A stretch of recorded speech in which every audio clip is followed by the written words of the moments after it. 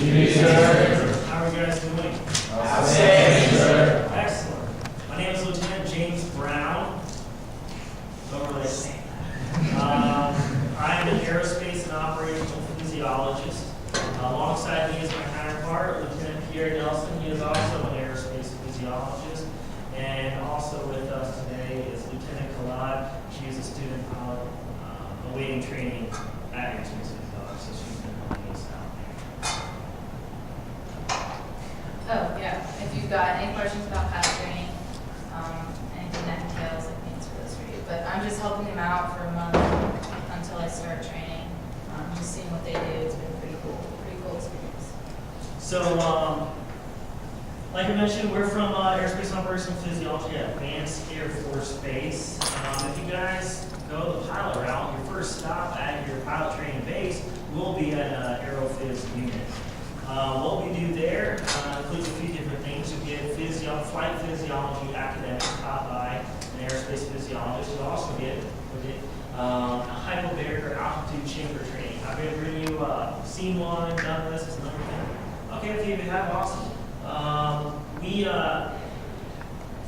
Student pilots go through the hypobaric chamber to experience hypoxia, or a low oxygen state in the body that impairs function. So we simulate going up to high altitude to 25,000 feet in a low pressure environment to induce that hypoxia. There are a few different symptoms associated with hypoxia, like blurred vision, numbness, tingling, hot and cold sensations, headaches, belligerence, euphoria. And we do that so the pilots can experience that so that they can recognize that if it happens in the aircraft, maybe due to rapid or slow decompression, and we teach them how to go through their emergency procedures in case that happens. Lieutenant Nelson will tell you also about what we also do with the hands. So as a physiologist, get a chance to do HAMS, high altitude airdrop mission support. So anytime there's cargo drops, leaflet drops, a pair of jumpers jumping out of the aircraft, anytime we're above 18,000 feet, there's a physiologist on board from the medical aspect. We fall underneath the flight surgeons and the medical groups on base. And basically the flight surgeon is the doctor who works specifically with flyers, so anyone on flying status. So it's pretty cool we're doing these missions. Typically on the cargo type aircraft, so C-17s and C-130s. When I was stationed at McGuire Air Force Base in New Jersey, I got a chance to do some of these missions. And I always tell folks it's pretty cool, especially with the jumpers, because a lot of times this is going to be with special ops individuals. So on my first flight, I'm thinking, oh man, this is going to be cool to go with special ops. These individuals, they don't wear any rank or anything like that. So I'm thinking, young individuals in their 20s. So I go on this first flight, and then it was like 40, 50 years old, with a full beard. I'm thinking, special ops. They gave me that look of death, so I couldn't even put my head down. I didn't say anything to them. So that was pretty cool to get a chance to do that. And also, too, as physiologists, if we want, we're allowed to go to a jump school down at Fort Benning in Georgia. We do the static line jumps about 1,200, 1,500 feet. And also, once you do that, you get a chance to go out to a free fall school in Yuma, Arizona. And it's 18,000 to 25,000. Other things we do too as physiologists, you can see there, it's called our HARMS. Basically, the U-2 spy plane reconnaissance mission, because of the altitude these folks are going to be flying at, they still need these academics on a high altitude environment, but we go a little bit more in depth. As you see the pilots here, they're going to wear what's called a full pressure suit. And the reason why they wear this suit, because again, the altitudes they're going to be at, anytime you go above 63,000 feet, this is referred to as Armstrong's line, and this is where fluids boil. And it's not due to temperature, it's due to a low pressure. So these individuals experience a cabin decompression, a window blowout, and they want to run this pressure suits. Those fluids in their body, specifically blood, will begin to boil. So individual in the last group, they asked, what exactly would happen. So I told them the story. I was down at Brooks City Base in San Antonio, Texas, where they have a research chamber where we do research. So what they would do, they would take bottled water and then a little guinea pig up to 63,000 feet. So the poor little guinea pig would expand in size, and the outcome at the end wasn't so good. It's all, in the name of research, to make sure our pilots are safe. So we have to make sure they're wearing their equipment and they understand some picture right here is the centrifuge. That one is at Brook City Base in San Antonio, Texas. They're building a new fuge at Wright-Patterson Air Force Base in Ohio. Also there they got F-35 simulator, F-22 simulators, some really cool stuff they're doing research-wise there. I went through the centrifuge in 2011, and what you guys, you may go there if you go on fighter route as a pilot. So you'll do the 7.5G profile, and it'll be spinning very, very fast, and you'll have to do what's called a G-strain, or anti-G-strain maneuver in ageism. With that G-strain, there's two phases of the movement, also strain, and cyclic breathing. So your abs down, you strain to combat Z-axis G's on the body. That pulls blood to the lower body. Whenever you're pulling certain maneuvers in the aircraft or in the fuge, when it's spinning like that, your blood's going to pull to your lower body, and you can go unconscious. So to fight that, we do a G-strain. You tense your muscles so it shoves blood flow back upstairs to the brain and eyes so you don't go unconscious. We have a video of a few people going unconscious. So we're inducing or experiencing what's called G-lock, or G-induced loss of consciousness. So this pod's spinning very, very quick. All the blood's pulling out of the lower body. They're doing a bad AGSM, and you'll see them go unconscious. And when they come back to, you'll see them kind of flailing around and everything like that. As blood reinfuses into the brain. Is that 90 G's? Yeah, so she's at 90 G's. That's the G meter right there. On the body's awesome.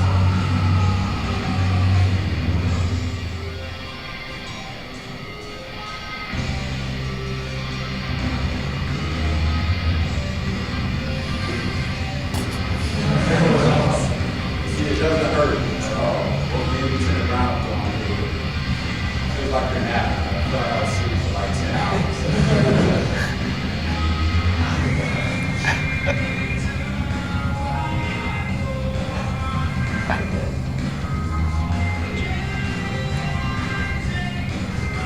As physiologists, we have to go through this training, brief pilots on it. So it's real brief for me to know what to expect. We also get a chance to do like cool wise, Lieutenant Brown got picked up, which was a course called Top Knife, which is in flight by F-16 in Phoenix, Arizona, for 2 weeks. So they'll give you a DVD of your run as well when you're done through there, so you can show your mom and dad or friends, family, how you look when you're 80 years old and their faces all right. So it's pretty cool training. I forgot to kind of give a little background into the career field itself. If you're looking to go into aerospace and operational physiology, become a physiologist, you need to have a degree in exercise physiology, that's what mine is in, or exercise science or kinesiology, something like that. They only pick up about 4 to 5 people a year out of the entire U.S. So I was one of the people selected in my year group.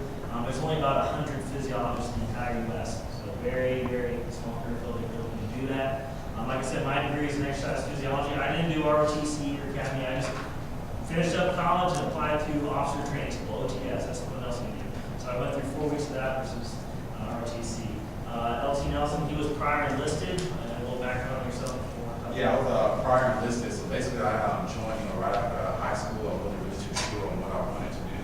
But once I got in, I took advantage of the GI Bill, knocked out of school, and originally I was looking for something medical, so I took a lot of the science classes which are required for exercise physiology. I ended up getting my degree in social psychology, but because I met those prereqs ahead of time, I still applied, took a chance, and I got picked up. So, what your degree is in. Never be afraid to give it a shot. I'll tell you one thing, yes or no. So you got a 50-50 chance with that. And like I mentioned too, LT Collage with us, and she went through the academy. Yeah, basically your major doesn't matter unless you want to do something technical. So you have a lot of tracks that you can go through with the Air Force, and I know a lot of you probably don't know what you want to do, but if it's pilot training or nav, best thing to do is just try to get in the plane and just see if you like it, because it's not for everybody. But usually if you get that one flight, you kind of get bit by the bug, and so you'll know. But there's a lot of things in the Air Force department flying. And we passed a little pamphlet about what we do, and if you have any questions on physiology, feel free to call or email me or else someone else, and we'll talk to you guys about it. Give us a call, whatever like that. I'll pass it over to LT Vogler. All right, how are y'all doing? Yeah, I was in Australia not so long ago. I don't know how they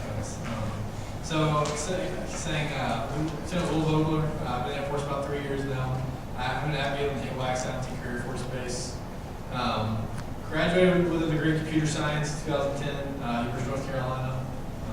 Go Tar Heels. So first off, any questions for anybody? I came here for y'all, so if you have any questions, please ask them now before I start battling. One question. Make me feel like I came here for a reason. Go for it. Is it hard to do your job in the past? I actually can't do my job right now. I've been sitting in an office for a couple weeks. I did. It's fun right here. I had a co-pilot that just would not take instructions, so I had to choke him out. PlayStation 4 came out last Friday. All right. So what do I do? Let's set up Navigator. I would assume the process is still fairly similar. I applied junior year, picked up for a radio slot, ROTC. Went to a flight screening in Colorado. Pretty intense program. Get some flight time if you've never flown before. Just a feel for it before you get out there. You don't have to be an expert, but you don't want your first experience out there if you can help it. From there, I went out to Pensacola, Florida. Did nav school out there. They combined a couple different career fields. So I'm a navigator, but they combine navigators, electronic warfare officers, and weapon system officers into one job. Combat system officers. It's a mouthful. That's why I use acronyms for everything. So really broad training out there. We spent time in T6, so it's a little two-person, like fighter plane. Learned how to the basics of flying, get some stick time, some familiarization. Went to the T1, this business jet, where we did some more advanced training. We had a pretty intense sim setup where we practiced, simulated bombs, simulated missiles, listening to radar, stuff like that. Pretty cool training from there. Went out to survival school at Washington State. Pretty intense, can't talk about a lot of it, but that's where you learn how to be a Boy Scout and crash course and how to deal with getting captured. From there, came to Tinker, done the AWACS about a year now, a year and a half now.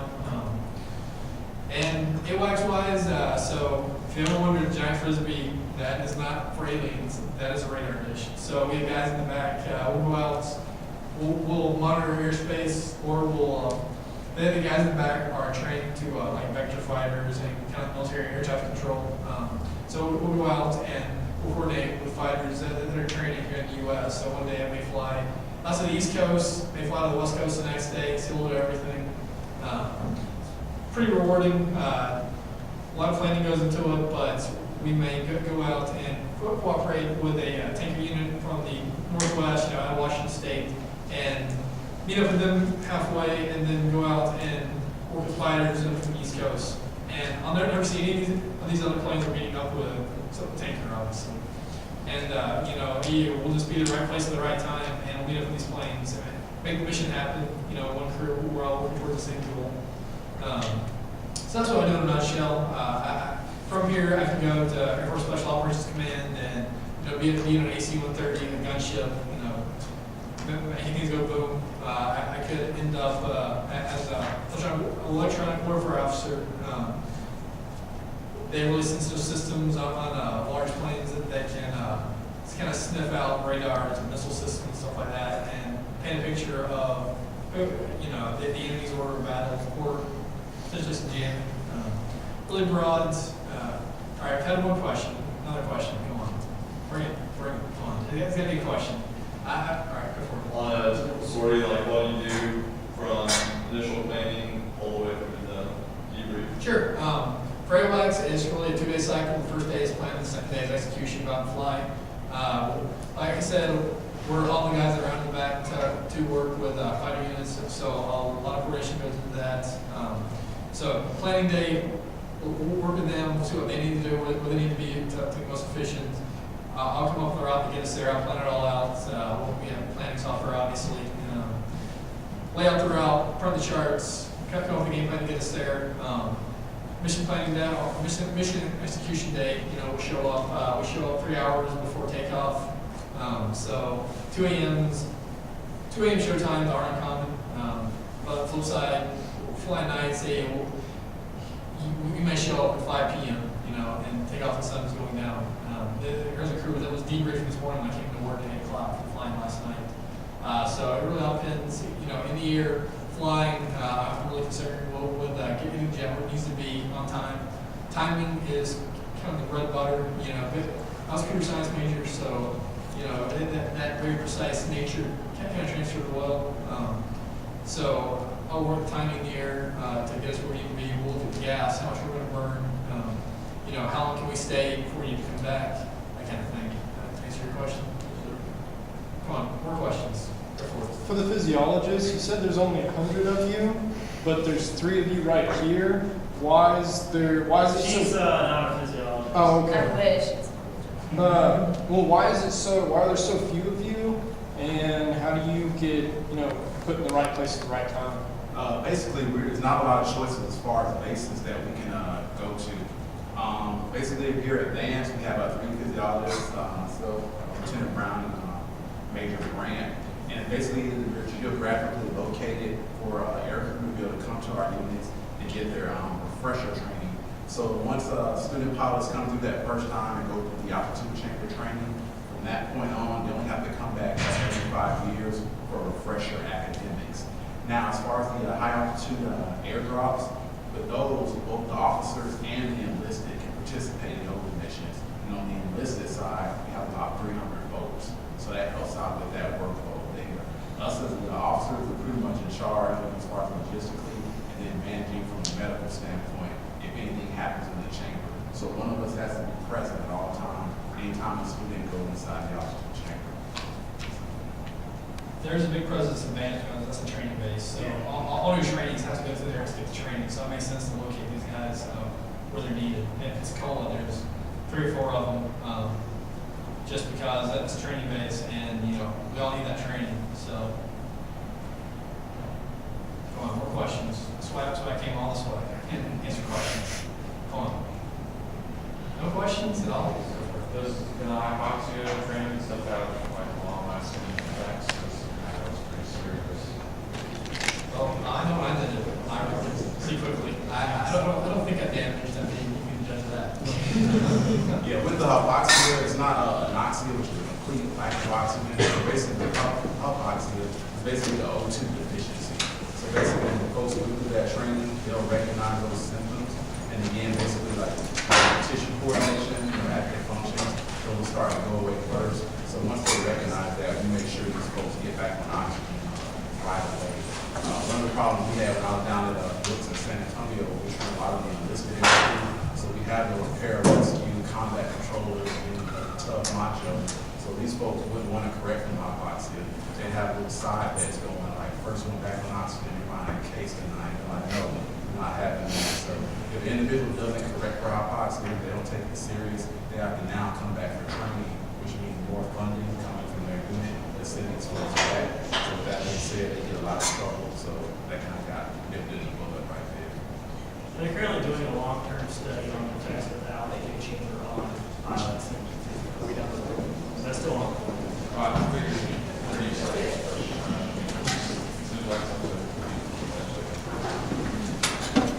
Hopefully these guys will transition. They don't leave us, you know, professional life. Big takeaway before we go. I know most of y'all are early in the program.